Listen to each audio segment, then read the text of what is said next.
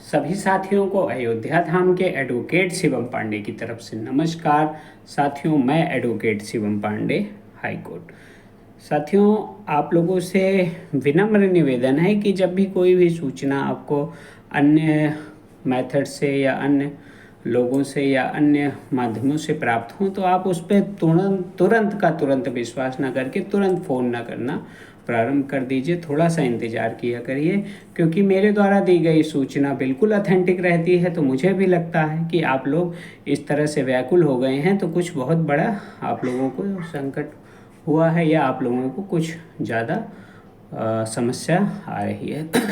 तो साथियों, मैं आप लोगों से रिक्वेस्ट करता हूं कि जो सैकड़ों फ़ोन लगभग 2 घंटे के अंदर मेरे पास आए, तो वो सब इतना अधीर हो के आप लोग फ़ोन ना करिए, क्योंकि ये यूट्यूब और फेसबुक और व्हाट्सएप का ऐसा भ्रम जाल फैला दिया गया है अभ्यर्थियों के बीच कि सारी गलत सूचनाओं को सही करार दे के उसे प्रचारित किया जाता है और अभ्यर्थियों को परेशान किया जाता है। तो हम मुद्दे पर आते हैं। मुद्दा यह है कि बीएड और शिक्षा मित्रों की लड़ाई में श्याम बाबू की याचिका सिरे से खारिज हो गई है। उसमें कहीं भी बीएड को बाहर करने के लिए कोई भी डायरेक्शन नहीं हुआ है। ओपी शुक्ला सर और मसूदी सर, चूँकि मैं उनकी बेंच में रेगुलर रहता हूं, तो दोनों बहुत ही विद्वान जज हैं। दोनों लोगों ने बहुत ही अच्छे तरीके से उस निर्णय को लिखाया है। इस पूरे निर्णय को विस्तृत रूप से समझाने के लिए 1 घंटा लगेगा, लेकिन मैं 1 मिनट के अंदर अपनी चीज़ों को आप लोगों के समक्ष रखता हूं और आप लोगों को संतुष्ट करता हूं कि 69,000 वैकेंसी से कोई भी अभ्यर्थी बाहर नहीं हुआ है, ना तो भर्ती रद्द होगी और ना कोई भी बीएड कैंडिडेट बाहर होगा।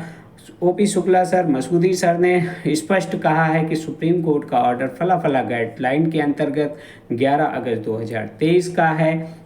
उसके बाद 4 सितंबर 2023 को एनसीटी ने अपनी गाइडलाइन जारी कर दी थी, लेकिन उसके पहले की जितनी वैकेंसियां हैं वे सब सुरक्षित हैं। एनसीटी एक नॉर्म्स है, उस नॉर्म्स के इंडिकेशन में जो भी भर्तियां उसने की है वे उन पर हम कोई प्रश्न चिन्ह नहीं उठा सकते हैं। यहीं मणिपुर, राजस्थान की सभी आदेशों का उल्लेख हुआ है। मणिपुर वर्सेस पूरी स्टेट और सुरेश कुमार के आदेश को भी डिस्क्राइब किया है। राजस्थान का आदेश कब आया? सर्वोच्च न्यायालय के पूरे आदेश के एक पार्ट हेड को ही अपने आदेश में रख दिया है।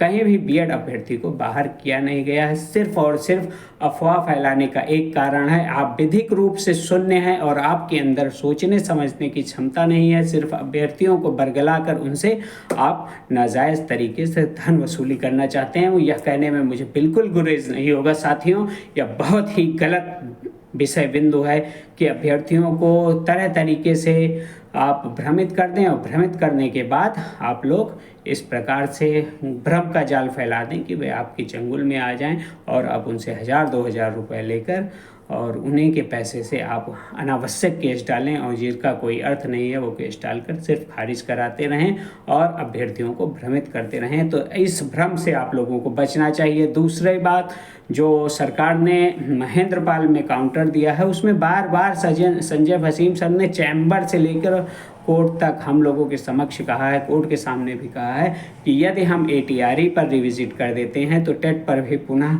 अगर कोई आदेश होता है तो हम बहुत ही ज़्यादा उसमें पीड़ित हो जाएंगे, क्योंकि सरकार को बचाना है। सरकार ने जो गलतियां की हैं उस गलतियों को छुपाना है, इसलिए बार बार जो है सरकार स्पष्ट कर रही है कि एटीआरई भी उसका हिस्सा है, इसलिए डबल बेंच के आदेश को आ जाने दीजिए। इसलिए आंसर की के साथ ही भी थोड़ा धैर्य बनाए रखें। 9 तारीख तक उनका कुछ भी नहीं होना है, सिर्फ लिस्ट बनेगी, लिस्ट बन के सचिव के पास जाएगी और जो सरकारी कोरम है वही कोरम पूरे किए जा रहे हैं। तो महेंद्रपाल के भी काउंटर से किसी को भी कुछ भी डरने और उलझने की ज़रूरत नहीं है। हाँ, जिनकी गलत नियुक्ति हुई है वे आरक्षित वर्ग, अनारक्षित वर्ग की सीटों पर जो आए हैं वे सीटें खाली कराने के लिए अगर कोई आदेश हो जाता है तो बहुतेरे बाहर हो जाएंगे।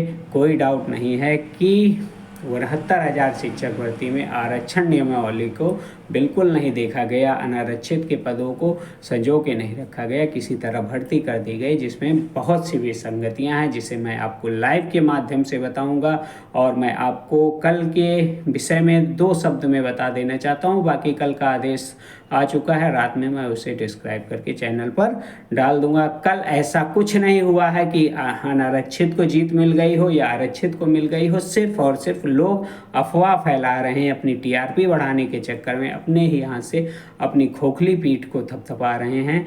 कल सिर्फ और सिर्फ जज साहब इस मूड में थे कि कोई बिंदु मिले मैं डेट एक्सटेंड कर दूं, आगे कर दूं, उसके बाद फिर सुनवाई जो होगी देखा जाएगा। लेकिन कल सिर्फ जज साहब ने इंटरटेन किया है और सभी अमेंडमेंट को समझना चाहा है, और एक अमेंडमेंट में उसमें नहीं मिलता है एटीआरई में, जिस अमेंडमेंट के थ्रू पूरी भर्ती हुई है उस अमेंडमेंट को कोई समझाने वाला नहीं है। सिर्फ लोग यही कह रहे हैं कि सुदीप सेठ इसलिए नहीं उस पर जा रहे थे कि जो है वो हार जाते। ऐसा नहीं, एटीआरई को 22वें अमेंडमेंट के थ्रू ही अंदर किया गया है, जिसके थ्रू बीएड अंदर हुए हैं, तब जाके ये भर्ती लाई गई है। तो उस अमेंडमेंट के बारे में भी मैं रात में आपको समझाऊंगा। तब तक के लिए आप लोग धैर्य बनाए रखिए, हम नौकरी पा रहे हैं। आपको विश्वास हो या ना हो, जो भी मेरे साथ बने हुए हैं वो एक दिन यह ज़रूर देखेंगे कि जो मैंने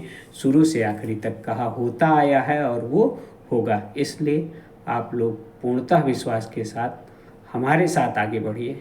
आप लोगों के साथ ईश्वर बहुत ही अच्छा करेगा। इन्हीं शुभकामनाओं के साथ आपका शिवम पांडे जय श्री राम, जय हनुमान, जय महाकाल प्रेषित करता है। यदि किसी को कोई भी समस्या आती है तो मेरे व्हाट्सएप नंबर 7905856266 पर व्हाट्सएप कर देंगे।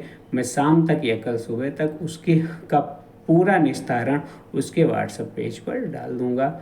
धन्यवाद, पुनः नमस्कार, सभी का दिन शुभ हो।